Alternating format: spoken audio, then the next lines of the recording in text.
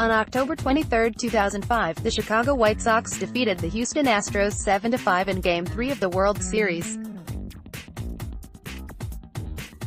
It went 14 innings and lasted 5 hours and 41 minutes, setting a World Series record for time of game.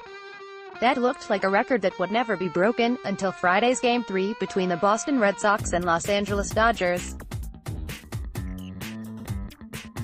They struggled through 18 innings in 7 hours and 20 minutes, setting postseason records for both time and length of a game.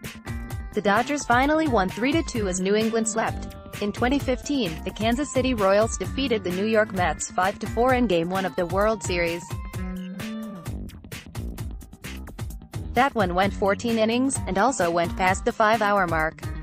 Not quite a record, but 5:09 is still a long time for a game of ball. Now compare all that to what happened on October 2, 1916, when the Red Sox beat the Brooklyn Robins 2-1 in the first 14-inning game in World Series history. The difference between now and then? Well, try 2:32, which was the time of that Game 2 duel between a 21-year-old Red Sox lefty named Babe Ruth and Brooklyn's Sherry Smith. How can 14 innings of World Series drama take so little time? Well, look to the pitchers, who both went the distance. Just think how much time that alone saves. No pitching coaches and managers taking turns trudging to the mound. No calling for a reliever to come out of the bullpen. Then, when he gets to the mound, having him throw the obligatory warm-up pitches before finally settling down to work. No question about it, complete game pitching jobs do make a difference. Just look what Rick Porcello did for the Red Sox on August 3 of this season. He pitched his only complete game, beating the New York Yankees 4-1. Time of game 2:15. Unbelievable, by today's standards. For the 2018 season, the average time of a game was 3 hours and 44 seconds. That's down from 2017, when the average game took 3 minutes, 5 seconds and 11 milliseconds, but Major League Baseball needs to do a lot better than that if it wants to hold the attention of fans. Baseball itself is a beautiful game, perfectly designed and a joy to watch. It's fascinating, too, because there's always the chance that you'll see something you've never seen before on a baseball field. Example, in 1991, I saw the Minnesota Twins turn 2 triple plays against the Red Sox at Fenway Park. That's the only game in baseball history with 2 TPs. Even with all that, though, baseball suffers from the many and sometimes maddening intrusions that come along to slow it down.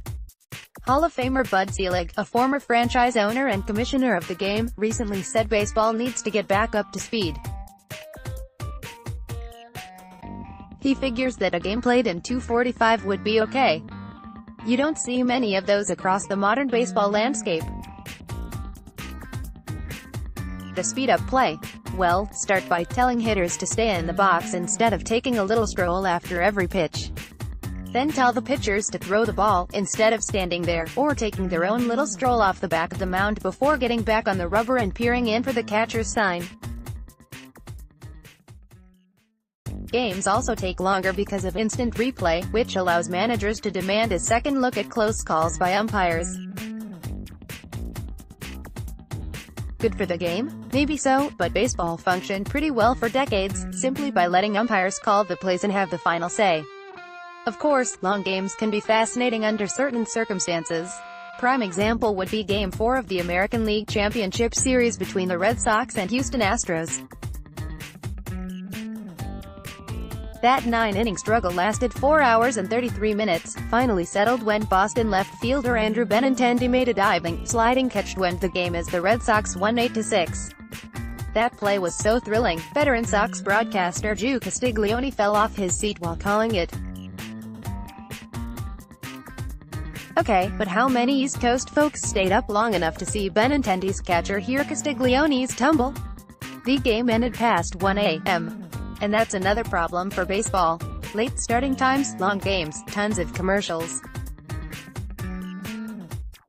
All adds up, just as it did in that Sox-Dodgers Game 3, which ended in the wee hours back east.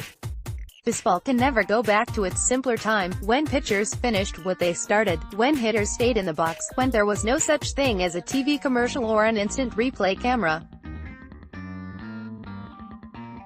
No, we never again will see anything like Game 2 of the 1908 World Series, when Orville Overall and the Chicago Cubs 6-1 dispatched the Detroit Tigers 6-1 in an hour and 30 minutes. What? A World Series game played in 1:30? The box score from that one belongs on a plaque at the National Baseball Hall of Fame in Cooperstown, New York. A collector's item, for sure. Just think, if we had a World Series game like that nowadays, we could watch the whole thing and be done with it by 9:30 p.m. Instead, too many folks, present company included, can't make it to game's end. We have to get up early and run to the internet to find the final score. Oh, well, that's baseball, folks. Despite all of the above, it's still the best game of them all, simply because it's not ruled by a clock. That's good, isn't it?